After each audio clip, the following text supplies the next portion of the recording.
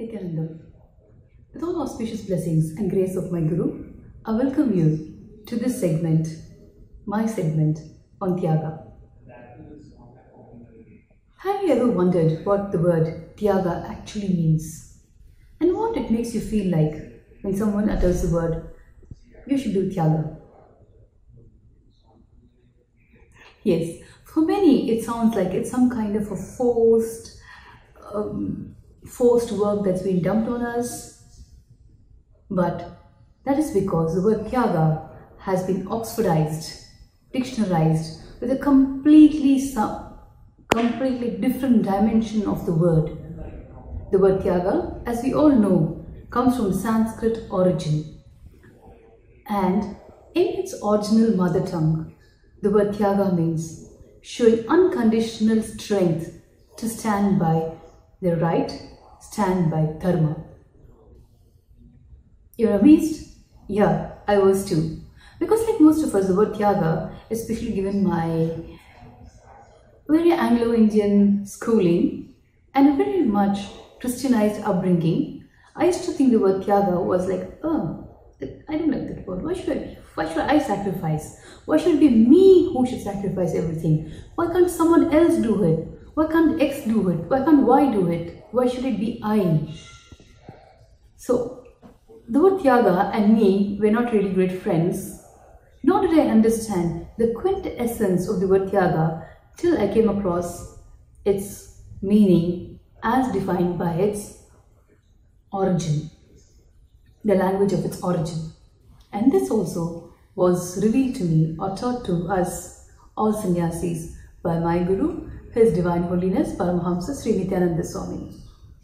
Yes, the most exciting part of my life as a sannyasi, as a Hindu monk, has been discovering the unknown dimensions of feminism. The unknown, or rather, those dimensions which would have been spoken in some soft corners of the world, where it's just whispers, with its original meaning not known to many women. When I understood the word Tyaaga, I understood that I am a proud Hindu woman. Tyaaga is not powerlessness. Tyaaga is not some cheap, frivolous feeling. Tyaaga is not enforced. Tyaaga is an unconditional strength, empowering. It has empowered me to have faith in myself. It has empowered me to trust my instincts, my gut, as we call it in English. It has empowered me to have faith in what I feel or what I think. As a woman, as a child, as a girl, I had completely lost the meaning or the essence of Tyaaga till it was revealed to me by my Guru, His Divine Holiness, Paramahamsa Sri Nithyanandamoyi Swami.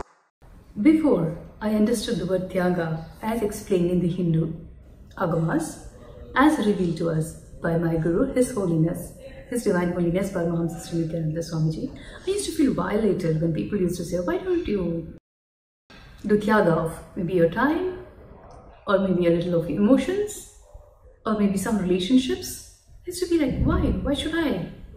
And I see that this is the most common factor in most relationships nowadays, which is one of the major reasons that in India, in a land which reverberates or used to reverberate Tyaaga as its pride, today in the very same country, Tyaaga as a word has become something unspoken of, which is leading to a relationship breakup, which is leading to so much of suffering.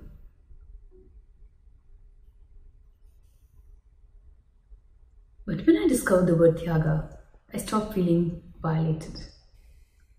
Just a moment, I'm going to divert you to something more real, something more where you would understand exactly what I mean by the word Tyaaga, because I used to feel the same till I understood what Tyaaga means and how it's empowering me to feel better about myself, to make myself as a good human being.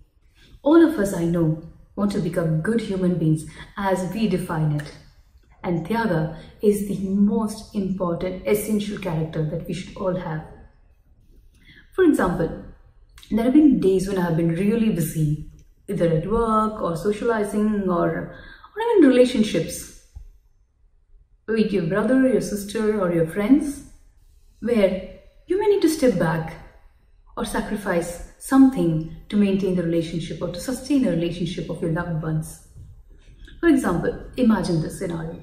You wake up in the morning around 4 o'clock and you finish your cooking, you get the kids ready to school, and here I'm talking to a woman, definitely not a man, to a woman who wakes up at 4 in the morning, she finishes the cooking, gets breakfast packed for the kids, gets the kids off to school, then she packs breakfast or gets the husband off to his office. And then if you're living with the in-laws, then you take care of the in-laws, or if you're living by yourself, you just tend to relax. You just sat down and suddenly you get a call from your daughter and she says, "Mom, I really need your help very urgently. Can you please just get up, drive to the nearest store and buy me these color pencils because I need this now in my school, otherwise I'm in deep trouble." What do you think at that point of time? Because what you think at this moment defines your relationships, the way you hold yourself. At this moment, what you feel inside of you that defines you, that defines your relationships. And more than the outer relationship, this defines the way you hold yourself. Yes, at times I myself have been irritated or exhausted or just like, oh God, why now? Why should it happen now? Or oh, she owns a color pencil, what's going to happen at the most? She might be asked to do it tomorrow again, or this teacher may scold her at the most. So what, it's okay, but I don't feel like getting up and doing it right at the moment. Or do you get angry and frustrated? This moment defines you, how you hold yourself, and how empowered you feel about yourself to get up, take the car, go to the closest store, buy the color pencils and give it to your daughter. Or the second option is just procrastinate and say, "Oh no, I'm too tired. I've been up from 4 o'clock in the morning and these kids are so irresponsible. I wish she had told me yesterday and I'm so irritated with her, just irresponsibility. So let her suffer, then she will be organized." This is another option.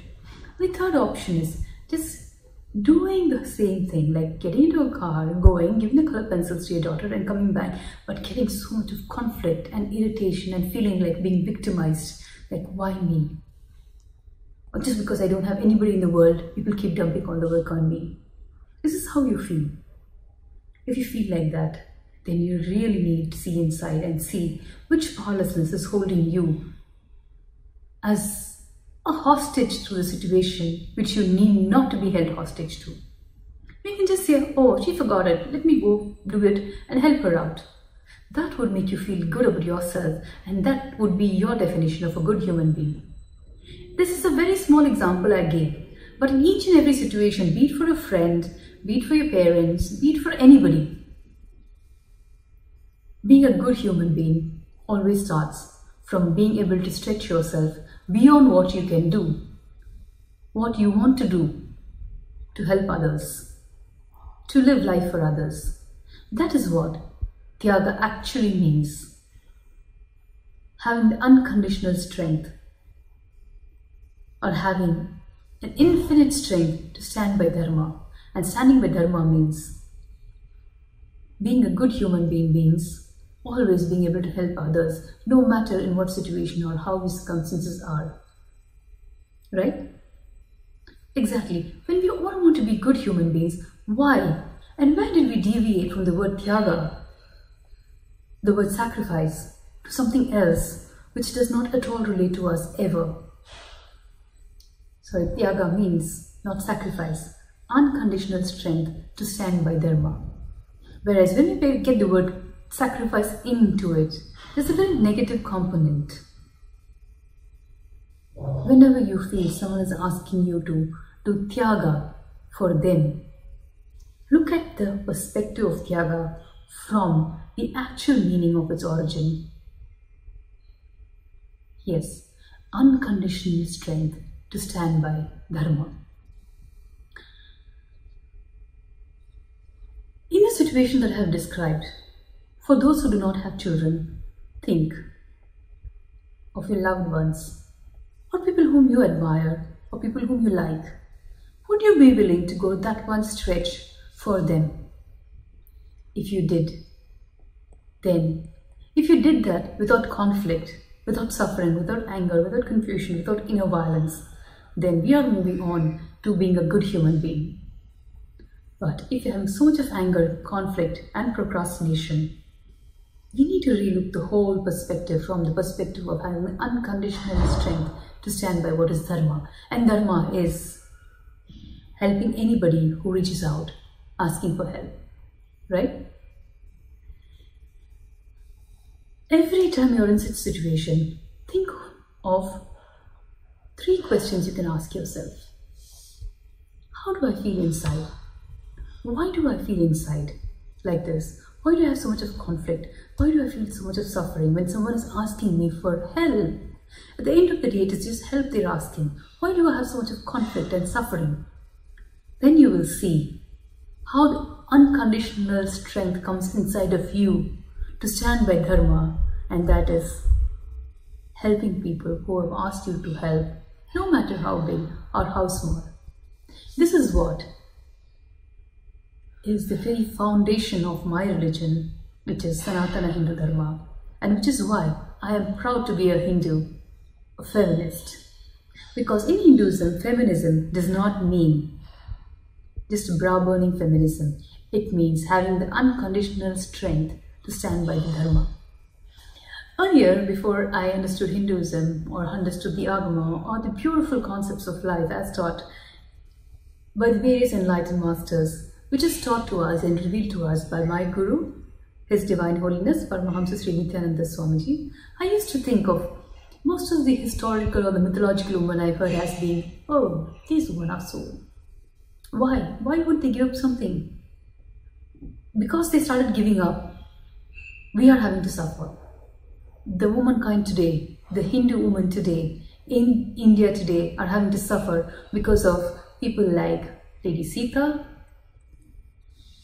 Yes, I used to think Sita was a weak, powerless woman who just gave up, who did everything her husband wanted her to do just because he was her husband. Or Rudramadevi, or Belayamal. Why would they do this? Why? Especially Sita, the beloved of Lord Rama, I used to think she was a weak woman. But then when I looked at it from the concept and the perspective of Tyaaga, I was just so floored by the enormous sacrifices she has made for her husband. For a husband who stood by Dharma, then her. I actually used to think if I was in Sita's place, I'd probably beat him up. I mean, I don't mean Lord Rama beat up, but if I had a similar situation where the husband expects me to give up things, I don't think I would. I would think, why? I'm educated, I'm self-sufficient, I'm earning so much, why should I give up? Why can't he give up? Why can't his parents give up? Why can't his sister give up? Why should I give up? But then when I saw Devi Sita's tremendous, enormous sacrifice, I was so touched, so moved and wished to be like her. She was a princess, brought and brought up in a huge, beautiful palace. But the moment her husband, Lord Rama, had to go into the forest, she had a choice. In fact, Lord Rama gave her the choice of staying back and staying with her parents, living the same luxurious life.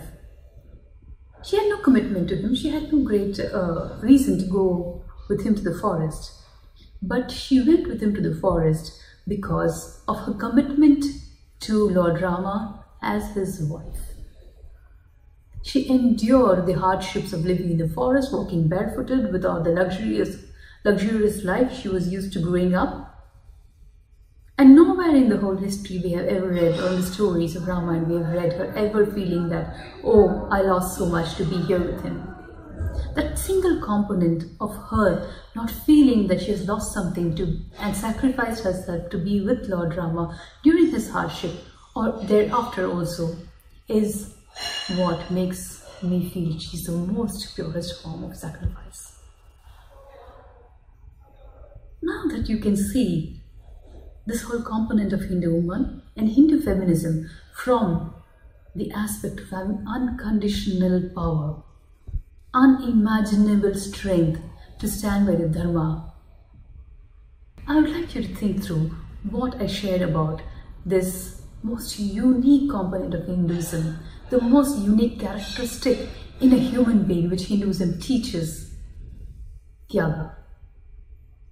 And please share your thoughts with me, as I would be very happy to hear from you and take your feedback as we move forward in this journey of my sharing about my life as a Hindu monk and what I have discovered as a sannyasi of my Guru, His Divine Holiness Paramahamsa Sri Nithyanandamoyi Swami. Thank you for logging in. Nithyanandam.